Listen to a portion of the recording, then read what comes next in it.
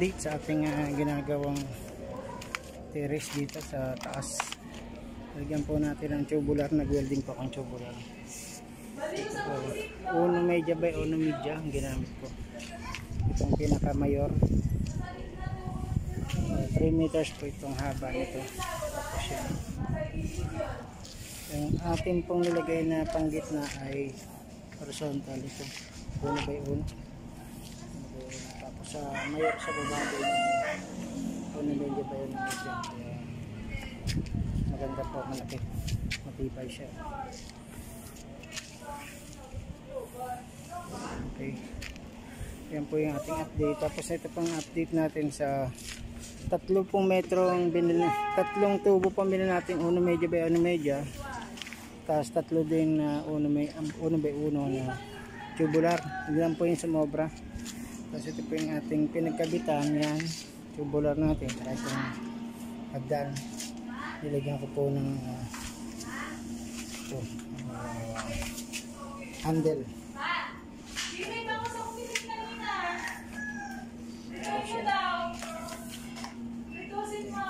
Nilagyan ko lang ng tatlo horizontal. Tapos 4 na poste. Din.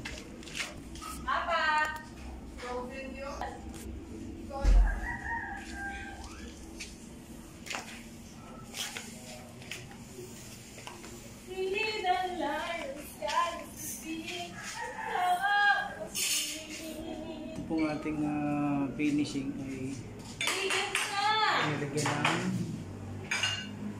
yan nga, nilagyan dyan skin coat. Hello, bat ka? Yeah. Mas natapos na rin po itong ating gate prepare. Skin coat po yan. Yung pong kisame ay hindi na po na skin coat. Ito po na skin coat. Yung biga. Yung beam.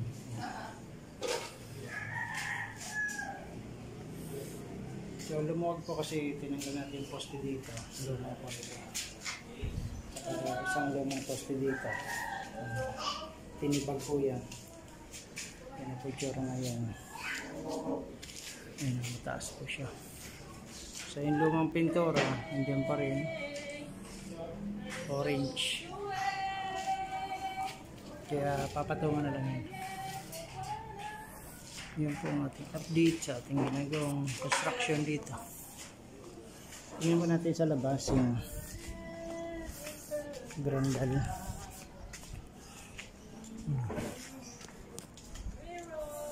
Yan po si Cardo ang nagawa niya. Bumili ng sigarilyo.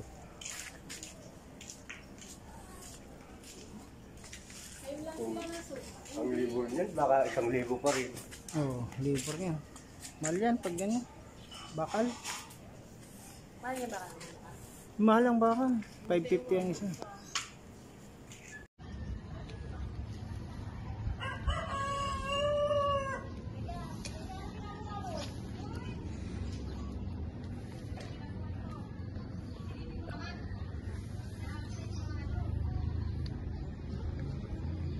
Tigtong kami dito dalawa.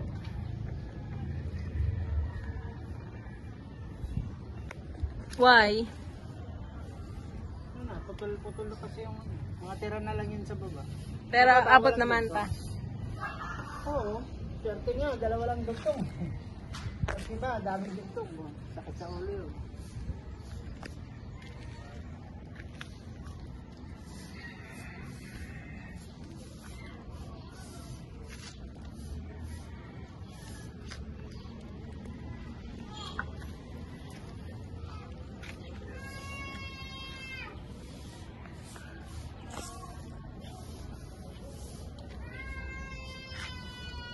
Marunong din si Kuya Cardo mag-welding.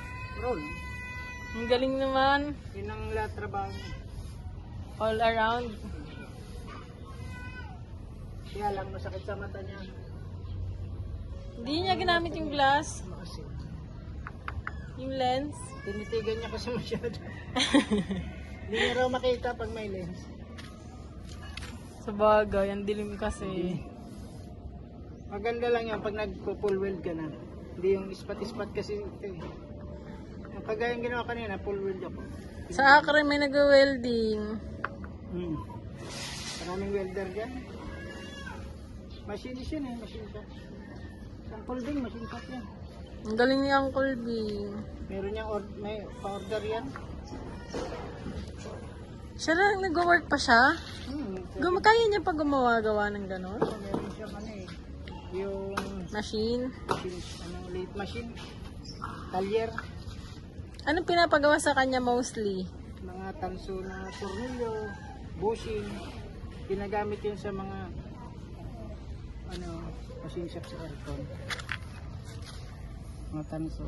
Nagtrabaho din ako dun sa kanya eh. Taga Kay Uncle Bing? Meron din ako niyan, mag-late machine.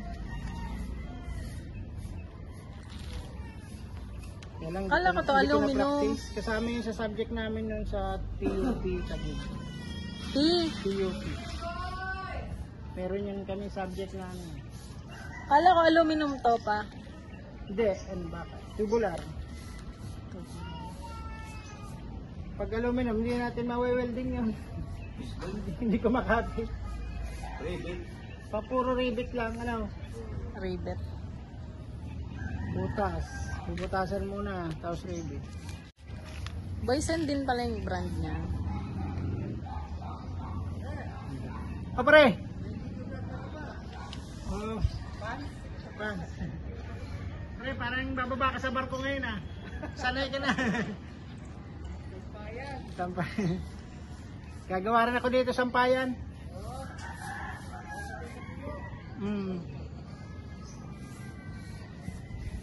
Hindi na rin yan siya mumpang barko sa wano. Ay, gabarko din siya. Siman yun. Sa magsaysan. Kaya tingnan mo ng bahay up and down. Tapos ilan na apartment. Kaya Yung pala. adventure niya, binento na eh. May tricycle. Ang duplex niya ang ginawa sa Monteverde, dalawang unit. Kaya magkatabi? Ang galing naman. Duplex lang yan. Row house. Kanila din itong nasa likod, di ba pa? Ito? Ang maliit. Kilabit. Naupayin sila bit yun.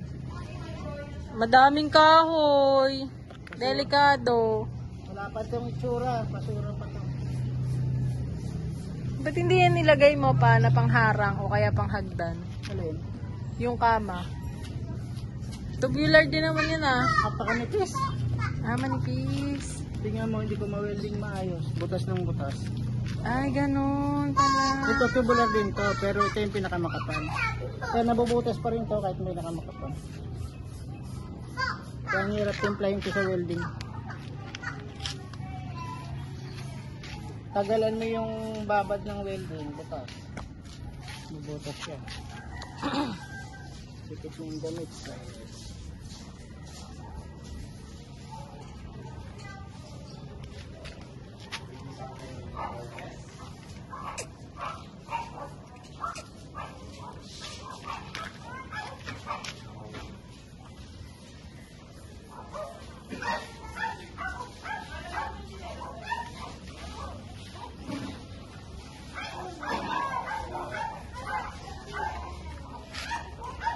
Bi, tara dito.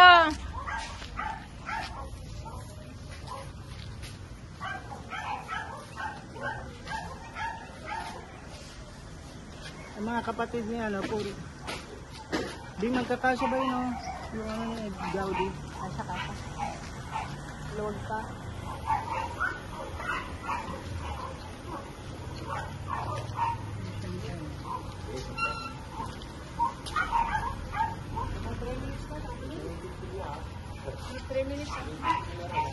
Ito po yung ating update sa ating pinipinturahan.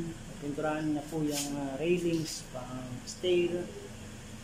Tapos po ay pininturahan ko po ng flat. Yung wall. Ayan, flat wall na po yan. Ilaw na, gabi na. Ito po yung aming main door. Pintura na po ito. Okay. Kataas. Itong gate ay napuntahan ko na rin ito pero ulitin kasi maraming nahulog. na tumulong pintura. Yan po yung update. Tapos ito po, pintura din tayo dito. Yan, gilid po ay ilagyan natin ng masilya yung gilid. Pintura na rin po doon sa pinakataas. Yan po yung update natin. Yung poste po ay pininturahan natin.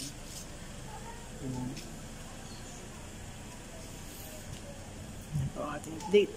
So binaklas ko na po yung ating tungan. Lilinisin na lang itong sakit. Kaya tayo sa mga pako. Yung mga pako pa po na nakatihaya. Ang magpapako ng mga bata. Yakitin pa na po yan.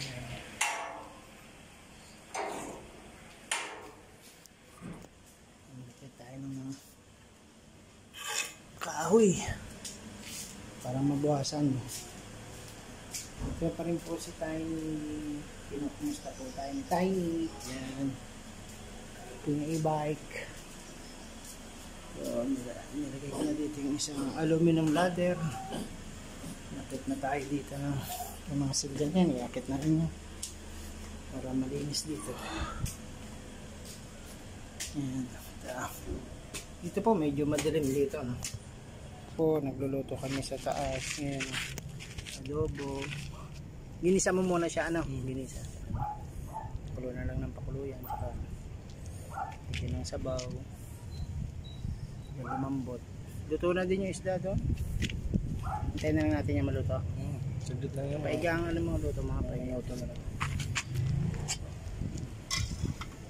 Takpan lang. Wala kasi tayong pantakip. Kukuha akong pantakip doon. Ito po yung nagawa namin sa taas. Itong bodega. Mayroon tayong bodega sa taas. Kahoy lang yung kalahati dito sa harap. Pero sa loob po ay ano yan, yan, sementado na lahat kasi ito pong part na to ay mayroon ng 5 patong dito, 3 patong yung mga dati doon din may 3 patong, so dinagdagan na lang dito. Nagpatong kami ng 6 na patong dyan. Dito ay 5 patong, 6 na rin kasi yung sinagad yung kahoy. Meron na kaming tambakan dito. Ayan, nakapila na yung mga pala. So yun po ang update natin sa ating ginagawang. Wow, may laruan! Iron Man. Ang galing naman. Okay, see you. Update na lang.